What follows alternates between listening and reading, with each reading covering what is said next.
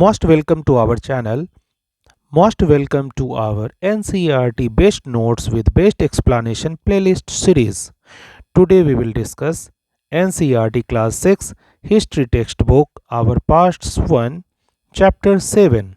Chapter 7 is Ashoka, the Emperor who gave up war. Ashoka, the Emperor who gave up war. This chapter focuses on the Mauryan Empire. This chapter focuses on the Mauryan Empire, particularly the reign and philosophy of its most famous emperor Ashoka, highlighting his unique transformation after Kalinga War and his policy of Dhamma. इस chapter में क्या क्या मिलेगा हमें? इस chapter में इस चीज़ को फोकस किया गया है, हम लोगों को मौर्यन एम्पायर के बारे में जानने को मिलेगा, particularly the reign and philosophy of its most famous empire. मतलब मौर्यन एम्पायर के जो सबसे फेमस रूलर थे, जो सबसे फेमस एम्पायर थे अशोका, उनके फिलोसफी और उनके रेन के बारे में हम लोग जानेंगे और हाईलाइट करेंगे। हाईलाइट करता है ये चैप्टर उनके यूनिक ट्रांसफॉर्मेशन का। उनका यूनिक ट्रांसफॉर्मेशन क्या था? उनका जो हृदय परिवर्तन हुआ था, हृदय उनका बदल गया था आफ्टर द कलिंगा वार। कलिंगा वार के बाद उनके माइंडसेट में जो चेंजिंग आया, जो उनका लाइफ चेंज हो गया, एंड उनका जो पॉलिसी था धम्म के बारे में, इस सब के बारे में इस चैप्टर में हम लोग देखेंगे। इन सब के बारे में हमको इस चैप्टर में देखने को मिलेगा। फर्स्ट टॉपिक क्या है? The Mauryan empire. The Mauryan empire is the first topic. The Mauryan Empire was the first large empire established in the Indian subcontinent. Indian subcontinent का सबसे पहला जो लार्ज एम्पायर था वो कौन सा एम्पायर था? Mauryan empire. Extremely important. Mauryan empire was the first large empire established in the Indian subcontinent. Indian subcontinent का जो पहला लार्ज एम्पायर था एस्टेब्लिश्ड, वो कौन सा था? मौर्यन एम्पायर। फाउंडर कौन थे? आइए डिटेल से देखते हैं। फाउंडर कौन थे, सक्सेसर क्या था, कैपिटल कहाँ था, और एडमिनिस्ट्रेशन कैसे होता था, बारी बारी से देखते हैं। तो फाउंडर इसके थे चंद्रगुप्त मौर्य। फाउंडर कौन थे? चंद्रगुप्त मौर्य। चंद्रगुप्त मौर्य जो थे इसके फाउंडर थे। Chandragupta Maurya founded the empire over 2300 years ago. 2300 साल पहले की बात है। चंद्रगुप्त मौर्य जो हैं इस एम्पायर को फाउंडेड किए थे। He was supported by a wise man. उनको कौन सपोर्ट किया था? एक वाइज मैन जिनका नाम चाणक्य था, कौटिल्य था। जिनका नाम चाणक्य या कौटिल्य था, वो वाइज मैन इनका सपोर्ट किए थे बहुत। Whose ideas were written down in the book Arthashastra. जिनकी आइडियाज़ को रिटेन डाउन किया गया है अर्थशास्त्र बुक में। जिनके आइडियाज़ को रिटेन डाउन किया गया है अर्थशास्त्र नाम के बुक में। किन के आइडियाज़ को? तो चाणक्य जो वाइज मैन थे, चाणक्य, और जो बहुत ज्ञानवान व्यक्ति थे चाणक्य, जो कौटिल्य के नाम से भी जाने जाते हैं, इनके आइडियाज़ को अर्थशास्त्र नाम के बुक में कंपाइलेशन किया गया है, रिटेन डाउन किया गया है। नौ, सक्सेसर के बारे में देखते हैं। तो चंद्रगुप्ताज सन बिंदुसार। चंद्रगुप्त के सन कौन थे? बिंदुसार। एंड बिंदुसार के सन कौन थे? Ashoka. Were the main rulers of this dynasty. Successors के बारे में पढ़ रहे थे। Chandragupta's son Bindusara and Bindusara's son Ashoka were the main rulers who expanded the empire. जिन्होंने एम्पायर को एक्सपैंड किया। तो तीन रूलर हम लोग को देखने को मिला। सबसे पहले चंद्रगुप्ता यानी सी, फिर बी, फिर ए यानी सी बी ए। सी के सन कौन थे? बी यानी चंद्रगुप्त के बाद बिंदुसार, बिंदुसार के बाद अशोका।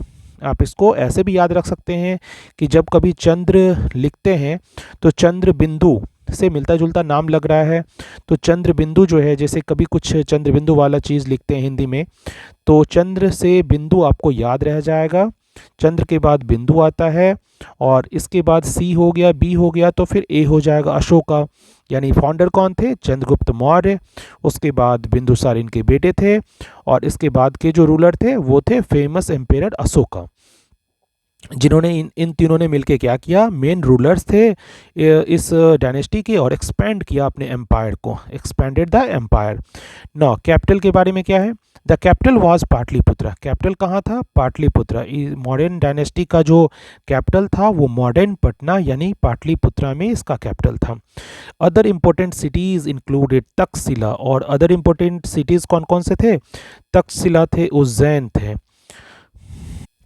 अदर इंपॉर्टेंट सिटीज़ कौन कौन सा था, तो तक्षशिला था और उज्जैन था। तक्षशिला के बारे में देखते हैं, a gateway to the north west जाने का एक गेटवे था, and central Asia, north west and central Asia को जाने का एक रास्ता था। तक्षशिला क्या था, a gateway to the north west and central Asia. And Ujjain के बारे में क्या है, on the route from north to south India. Ujjain जो है रूट देता था एक नॉर्थ से साउथ इंडिया जाने का, यानी नॉर्थ इंडिया से साउथ इंडिया जाने का एक रूट गिव कर रहा है, प्रोवाइड कर रहा है। एडमिनिस्ट्रेशन देखते हैं, the empire was so vast, ये एम्पायर इतना वास्ट था, that it was administrated differently in different regions. ये एम्पायर इतना वास्ट था, इतना विशालकाय था कि ये एडमिनिस्ट्रेट होता था डिफरेंटली इन डिफरेंट रीजन्स, यानी अलग अलग तरीके से अलग अलग लोग जो है डिफरेंट रीजन में इसको हैंडल करते थे। The empire was so vast that it was administered differently in different regions.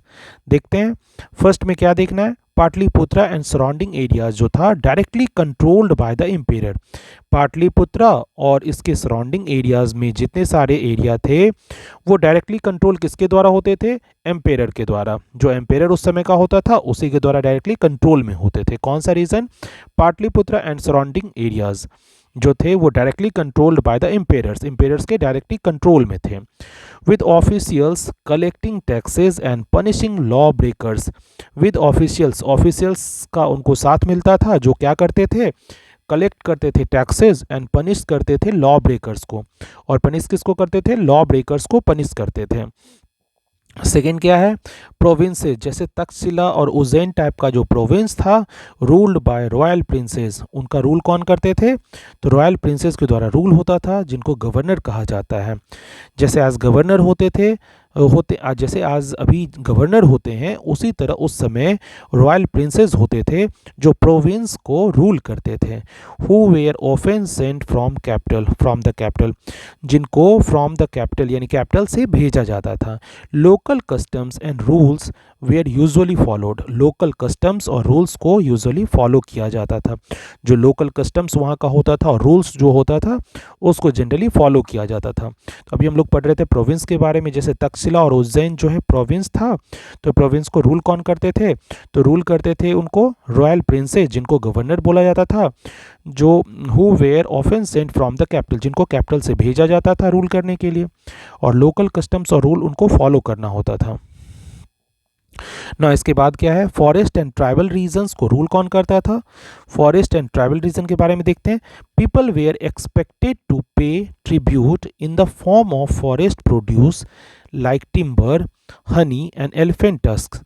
People जो हैं, जो फॉरेस्ट और ट्राइबल रीजन में रहते थे, उनको एक्सपेक्टेड टू पे ट्रिब्यूट, एक ट्रिब्यूट देना होता था, उनसे आशा की जाती थी, एक्सपेक्ट किया जाता था कि एक ट्रिब्यूट पे करें इन the form of forest produce, यानी फॉरेस्ट का जो फॉरेस्ट का के आसपास के लोग जो हैं, ट्राइबल रीजन वाले लोग जो हैं, उनका जो रूल है उन्हीं पे छोड़ दिया जाता था, और उनसे बस इतना एक्सपेक्ट किया जाता था कि पे कर दें tribute in the form of forest produce, जैसे फॉरेस्ट में जो पाया जाता है, जैसे टिम्बर है, हनी है, एलिफेंट टस्क है, ये सारा चीज़ वो ट्रिब्यूट के रूप में उनको पे करना पड़ता था किंगडम को, यानी वो उस डायनेस्टी के एम्पायर्स को। तो people were expected to pay tribute in the form of forest produce like timber, honey and elephants, इन रूपों में उनको ट्रिब्यूट पे करना होता था। नाउ नेक्स्ट पार्ट क्या है, Ashoka a unique empire. Ashoka next जो टॉपिक है, डिटेल से हम लोग को पढ़ना है, अशोका यूनिक एम्पायर क्यों थी, अशोका द ग्रेट क्यों कहा जाता है, अशोका अ यूनिक एम्पायर। देखते हैं इसके बारे में, इनके बारे में क्या है। Ashoka was the first ruler in history, Ashoka first ruler थे हिस्ट्री में, पूरे इतिहास में अशोका फर्स्ट रूलर हैं who tried to take his message directly to the people through inscriptions. Inscriptions हम लोग पढ़ चुके हैं ऑलरेडी इसके प्रीवियस चैप्टर्स में, क्लास 6 के हिस्ट्री के प्रीवियस चैप्टर्स में। अगर आपको याद है इसके बारे में, अगर आप ये चैप्टर्स नहीं देखें तो प्लीज़ प्लेलिस्ट में जाके देख लीजिए। और इस चैप्टर्स में आपको इंस्क्रिप्शंस के बारे में मिलेगा। इंस्क्रिप्शंस को आप कमेंट में कीजिएगा, कमेंट में लिखिए इसके बारे में कि आप इंस्क्रिप्शंस को जानते हैं या नहीं, इंस्क्रिप्शंस किसे कहा जाता है। तो Ashoka was the first ruler in history who tried to take his message directly to the people through inscriptions. Ashoka पहला रूलर था हिस्ट्री में, अशोका पहले रूलर थे हिस्ट्री के जो अपने मैसेज को, who tried to take his message, जो अपने मैसेज को डायरेक्टली पीपल तक पहुंचाना चाहते थे। Who tried to take his message, जिन्होंने अपने मैसेज को डायरेक्टली पीपल तक पहुंचाना चाहा, क्या चीज़ के थ्रू? तो थ्रू इंस्क्रिप्शंस। इंस्क्रिप्शंस बहुत सारा लिखवाए, इंस्क्रिप्शंस के थ्रू जो है अपने मैसेज को लोगों तक पहुंचाना चाहते थे। ऐसे ये पहले रूलर थे। Know the Kalinga war, famous Kalinga war क्यों था, आइए देखते हैं इसके बारे में। कलिंगा वार क्यों फेमस था? The turning point, turning point किसके लिए था? Ashoka fought a war to conquer Kalinga. Ashoka ने एक युद्ध लड़ी थी, अशोका ना एक युद्ध लड़े थे कॉन्कर करने के लिए कलिंगा को, यानी कलिंगा को Ashoka fought a war to conquer Kalinga the coastal part of modern Orissa. Ashoka ने एक युद्ध लड़ी थी कॉन्कर करने के लिए कलिंगा को, कलिंगा को जीतने के लिए उन्होंने एक युद्ध लड़ा था। जो कलिंगा कहाँ पे है? The coastal part of modern Orissa. आज जो मॉडर्न उड़ीसा है, आधुनिक उड़ीसा जो है, उसका कोस्टल पार्ट में कलिंगा आज के मॉडर्न उड़ीसा के कोस्टल पार्ट में जाना जाता है। आज के मॉडर्न उड़ीसा का कोस्टल पार्ट में जो जगह है वहीं कलिंगा था। ये अशोका के लाइफ के लिए लिखा हुआ है, the turning point. Ashoka fought a war to conquer Kalinga. Ashoka ने एक युद्ध लड़ी थी कलिंगा को जीतने के लिए। उसी समय क्या हुआ, उनके लाइफ का एक टर्निंग पॉइंट आया। देखते हैं वो क्या था। मासेकर एंड रिमॉर्स, ये क्या है? He was horrified by the violence, blood said and suffering caused by the war. वो हॉरिफाइड हो गए, बहुत ही भयभीत हो गए। He was horrified by the violence, ये जो वायलेंस इतना हुआ था, अहिंसा हुआ था, ब्लड सेड हुई थी, खून बहाई गई थी, और सफरिंग कॉज हुआ था वार में। वार में जितनी हानि हुई थी ना, जितना खून बहा था, जितना वायलेंस अहिंसा हुआ था, जितना सफरिंग हुआ था, दुख हुआ था, जितने प्रॉब्लम्स क्रिएट हुए थे वार के कारण, this was the only war he fought. ये लास्ट वार था जो अशोका लड़े थे। इसके बाद उन्होंने कोई आगे वार करने की नहीं सोची। उनका जो हर्ट है वो मेल्ट हो गया। ही वॉज हॉरिफाइड, वो बहुत भयभीत हो गए ये सोच के, ये थिंकिंग करके कि वायलेंस, ब्लड सेड और सफरिंग जो है नो मोर, आगे नहीं होगा। ये बहुत ज़्यादा उनको इससे दुख पहुंचा था। He was horrified by the violence, blood said and suffering caused by the war. This was the only war he fought. ये लास्ट वार था, इसके बाद उन्होंने कोई आगे युद्ध लड़ने की नहीं सोची। नाउ द डिसीजन यही जस्ट अभी डिस्कस कर रहे थे। Ashoka decided he would not fight. उन्होंने क्या डिसाइड किया? He would not fight any more war, आगे कोई युद्ध नहीं लड़ना है। उन्होंने क्या डिसाइड किया कि आगे जो है कोई युद्ध नहीं लड़ना है। He is the only king in the history of the world to give up conquest after winning a war. वो अपना युद्ध जीत चुके थे। ये जो वो युद्ध लड़ रहे थे, वो जो वार लड़ रहे थे, वो कॉन्कर करने के लिए कलिंगा को कर रहे थे। कलिंगा को वो जीत चुके थे, सब कुछ उनके हाथ में था। लेकिन पहले ऐसे दुनिया में राजा हुए, he is the only king, वे एकमात्र ऐसे राजा थे हिस्ट्री के, पूरे वर्ल्ड के हिस्ट्री के, टू गिव अप कॉन्क्वेस्ट, अपना सब कुछ जो जीता था उन्होंने, आफ्टर विनिंग अ वार, सब चीज़ गिव अप कर दिया। गिव अप करना मतलब त्याग देना, सब कुछ जीता हुआ वापस छोड़ दिए, मतलब कुछ सारा कुछ जीता हुआ जो था उन्होंने वापस त्याग दिया। Ashoka decided he would not fight any more wars. Ashoka ने ये डिसाइड किया कि आगे कोई युद्ध नहीं लड़ेंगे, और पूरे विश्व के इतिहास के अकेले ये एक ऐसे राजा हुए जो सब कुछ जीतने के बाद भी, सारा कुछ विनिंग अ वार मतलब वार जीत चुके थे, सब कुछ इनके हाथ में था, फिर भी इन्होंने त्याग कर दिया, सारा कुछ गिव अप कर दिया। टू गिव अप कॉन्क्वेस्ट, सारा कुछ गिव अप कर दिया। तो एक्सट्रीमली इंपॉर्टेंट, इसीलिए कहा जाता है the Ashoka the great, Ashoka a unique empire, Ashoka the great, Ashoka a unique empire. क्यों कहा जाता है, इसका रीजन हम लोग कलिंगा वार से देखें ना। नेक्स्ट जो टॉपिक है हमारे इस चैप्टर का वो क्या है, अशोका धम्म। जब इन्होंने वार करने की आगे नहीं सोची तो फिर इनका ध्यान किधर गया, किस ओर गया, तो ये हम लोग पढ़ेंगे अब। अशोका धम्म ये क्या है, after the Kalinga war Ashoka chose to replace military conquest with the policy of धम्म। अब इन्होंने क्या किया कि मिलिट्री कॉन्क्वेस्ट को रिप्लेस करके इन्होंने क्या सोचा, किधर इनका ध्यान गया, पॉलिसी ऑफ धम्म, यानी धम्म के पॉलिसी में एक्सपेंड करने के लिए इन्होंने सोचा। मतलब इसमें इनका टोटल थिंकिंग अब जो है पॉलिसी ऑफ धम्म के ऊपर गया। After the Kalinga War, Ashoka chose to replace military conquest with the policy of dhamma. Dhamma के बारे में अशोका जो है अब विचार करने लगे। ये धम्म है क्या, व्हाट इज धम्म। धम्म जो है द प्राकृत फॉर्म है ऑफ द संस्कृत वर्ड धर्म। धर्म जो संस्कृत वर्ड है उसी का प्राकृत फॉर्म में है, यानी प्राकृत भाषा में जो संस्कृत भाषा में धर्म होती है, जो धर्म होती है संस्कृत भाषा में, उसी का प्राकृत भाषा जो है उसमें उसी वर्ड को धम्म कहा जाता है। उस समय तो ज़्यादा प्राकृत जो है शब्द यूज़ होते थे, तो धम्म जो है प्राकृत शब्द ही है, जो संस्कृत में धर्म शब्द होता है इसी का ये प्राकृत फॉर्म है। प्राकृत फॉर्म ऑफ संस्कृत वर्ड धर्म was not worship of a God performance of the sacrifice. ये धम्म जो है वर्शिप ऑफ अ गॉड नहीं है, ये जो धम्म है वर्शिप ऑफ अ गॉड नहीं है, ये ध्यान रखना है। धम्म का मतलब ये नहीं है, धम्म जो है was not worship of a God, किसी गॉड को पूजा करना ये धम्म नहीं है। परफॉर्मेंस ऑफ अ सेक्रीफाइस ये भी नहीं है, परफॉर्मेंस करना सेक्रीफाइस को,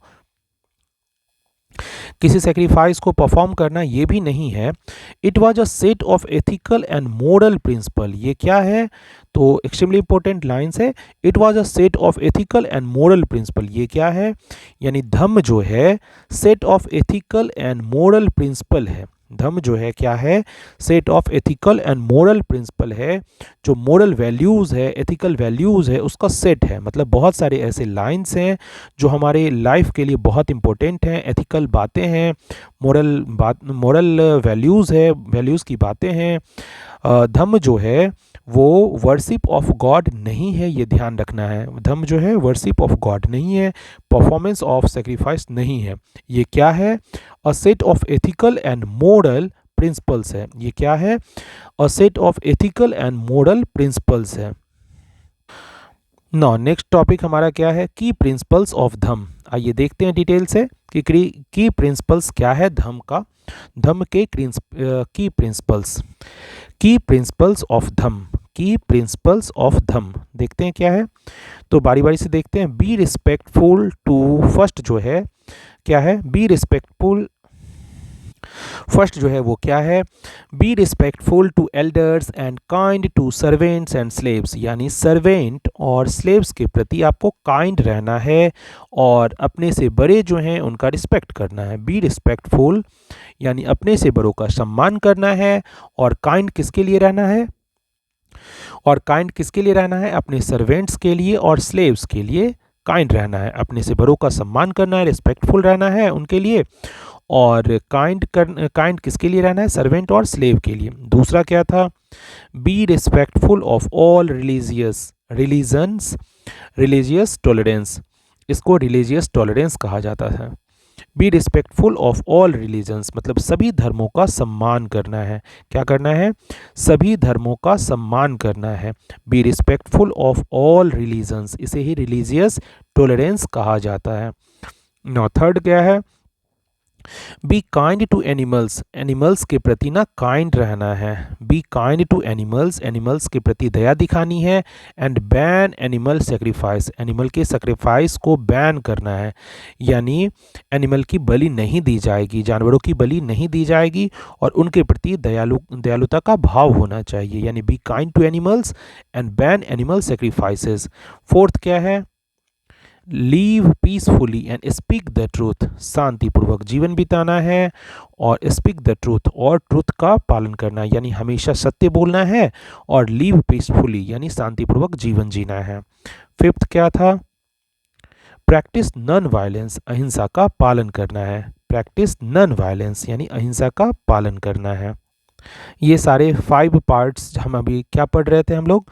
की प्रिंसिपल्स ऑफ धम्म, धम्म के की प्रिंसिपल्स हम अभी डिस्कस कर रहे थे। क्या क्या था? पहला था बी रिस्पेक्टफुल टू एल्डर्स, बड़ों के प्रति सम्मान, और सर्वेंट और स्लेव जो है उनके प्रति दयालुता का भाव होना चाहिए, काइंड रहना चाहिए। दूसरा था be respectful of all religions, सारे धर्मों का सम्मान करना चाहिए, रिलीजियस टॉलरेंस इसको कहा जाता है। और तीसरा क्या था? Be kind to animals, animals के प्रति काइंड रहना है और बैन करना है, एनिमल सेक्रीफाइसेस को बैन कर दिया गया, मतलब जानवरों की बलि नहीं दी जाएगी। लिव पीसफुली, बहुत शांतिपूर्वक रहना है और स्पीक द ट्रूथ, हमेशा सत्य बोलना है। फिर क्या था लास्ट वाला? फिफ्थ, प्रैक्टिस नॉन वायलेंस, हमेशा नॉन वायलेंस को प्रैक्टिस में रखना है। अहिंसा परमो धर्मा, अहिंसा हमेशा फॉलो करना है। Spreading the message, last topic of this chapter is spreading the message, message को कैसे स्प्रेड किया उन्होंने।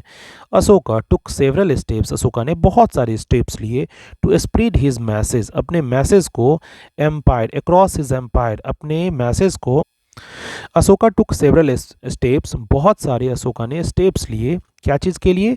टू स्प्रेड करने के लिए अपने मैसेज को अक्रॉस हिज एम्पायर, पूरे एम्पायर में अपने मैसेज को फैलाने के लिए, पहुंचाने के लिए अशोका ने बहुत सारे स्टेप्स लिए। देखते हैं कौन कौन सा स्टेप था। इंस्क्रिप्शंस, तो इंस्क्रिप्शंस हम लोग ऑलरेडी डिस्कस किए हैं, क्या होता है? He got his inscriptions and principles of Dhamma inscribed on rocks, उन्होंने क्या किया? ही गॉट हिज इंस्ट्रक्शंस, उनका जितना सारा इंस्ट्रक्शंस था और प्रिंसिपल था ऑफ धम्म, धम्म के जितने सारे भी उनके इंस्ट्रक्शंस थे और प्रिंसिपल्स थे, अभी कुछ हम लोग डिस्कस भी किए थे धम्म के इंस्ट्रक्शंस के बारे में, तो की प्रिंसिपल्स देखे थे। धम्म के जितने इंस्ट्रक्शंस थे और प्रिंसिपल्स थे उनको इंस्क्राइब्ड करवा दिया, कहाँ पे? रॉक्स पे और पिलर्स पे। इन प्राकृत, लैंग्वेज कौन सा यूज़ किया उन्होंने? कॉमन पीपल का लैंग्वेज, जिस लैंग्वेज में गौतम बुद्ध यानी बुद्ध भगवान भी जो है स्पीच किए थे, स्पीच किए हुए थे, लर्न किए हुए थे, अपना सरमन दिए हुए थे, उसी लैंग्वेज में, यानी the language of the common people, common people का लैंग्वेज उस समय प्राकृत लैंग्वेज था, उसी भाषा में, उसी लैंग्वेज में अशोका ने क्या किया? इंस्ट्रक्शंस और प्रिंसिपल जो धम्म के सारे थे उसको इंस्क्राइब्ड करवा दिया, कहाँ पे? रॉक्स एंड पिलर्स पे, रॉक और पिलर पे उन्होंने इंस्क्राइब करवा दिया। And in the Brahmani script, और स्क्रिप्ट कौन सा उन्होंने यूज़ किया? तो ब्राह्मणी स्क्रिप्ट। ध्यान रखना है कि लैंग्वेज तो प्राकृत लैंग्वेज था जो कॉमन पीपल का, और वही जो उनकी स्क्रिप्ट जो थी वो ब्राह्मणी लिपि थी, यानी स्क्रिप्ट कौन सा उन्होंने यूज़ किया? ब्राह्मणी स्क्रिप्ट। नाउ इसके बाद क्या है? धम्म महामत्त, धम्म महामत्त के बारे में देखेंगे। ही अपॉइंटेड स्पेशल ऑफिशियल्स, ये क्या होते थे? स्पेशल ऑफिशियल्स होते थे। धम्म महामत्त कौन होते थे? एक्सट्रीमली इंपॉर्टेंट, धम्म महामत्त कौन होते थे? ही अपॉइंटेड स्पेशल ऑफिशियल्स, उन्होंने स्पेशल ऑफिशियल्स को अपॉइंट किया, जिनको क्या कहा जाता था? Dhamma mahamatta, to travel and teach people about dhamma, जो क्या करते थे? जिनका स्पेशल काम क्या होता था? ट्रेवल करना एंड टीच करना पीपल को अबाउट धम्म, धम्म के बारे में लोगों को घूम घूम कर बताना, यानी घूम के एक जगह से दूसरी जगह जा जा कर लोगों को टीच करना, क्या चीज़ के बारे में? धम्म के बारे में। धम्म इनका जो बनाया हुआ एक प्रिंसिपल था, कि प्रिंसिपल्स था, उनके बारे में लोगों को अवेयरनेस दिलाना। धम्म महामत एक ऑफिशियल होते थे, he appointed special officials, special officials होते थे उनके द्वारा अपॉइंटेड, जिनको क्या कहते थे? धम्म महामत। उनका काम क्या था? कि ट्रेवल करना और लोगों को टीच करना अबाउट धम्म, धम्म के बारे में लोगों को टीच करना। ना इसके बाद क्या है, मिशनरीज। मिशनरीज के बारे में देखते हैं। ही सेंट मैसेंजर्स, उन्होंने क्या किया, मैसेंजर्स को सेंट किए। He sent messengers to spread the ideas to other lands, उन्होंने क्या किया, मैसेंजर्स को स्प्रेड करने के लिए आइडियाज़ दूसरे देशों भेजा। टू अदर लैंड्स यानी दूसरे जगहों पे अपने आइडियाज़ को स्प्रेड करने के लिए मैसेंजर्स को उन्होंने भेजा।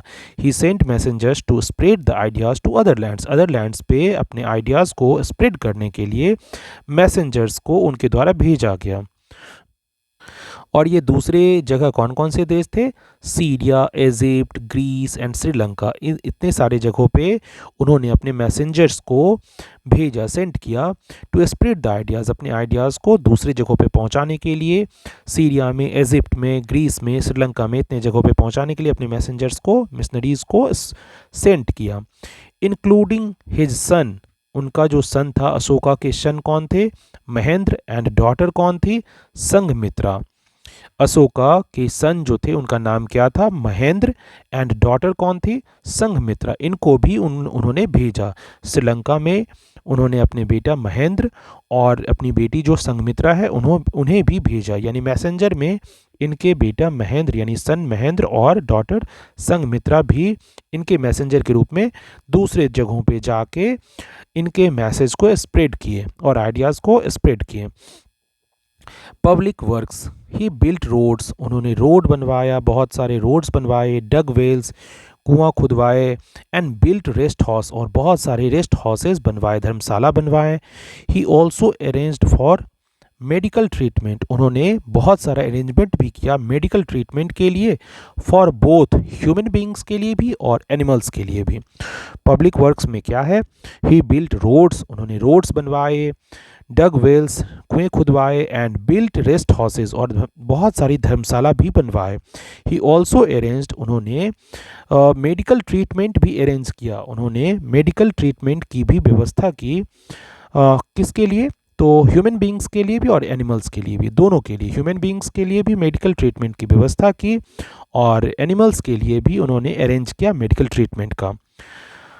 Now, Ashoka's attempt to govern his empire based on ethical principle remains one of the greatest achievement of his reign.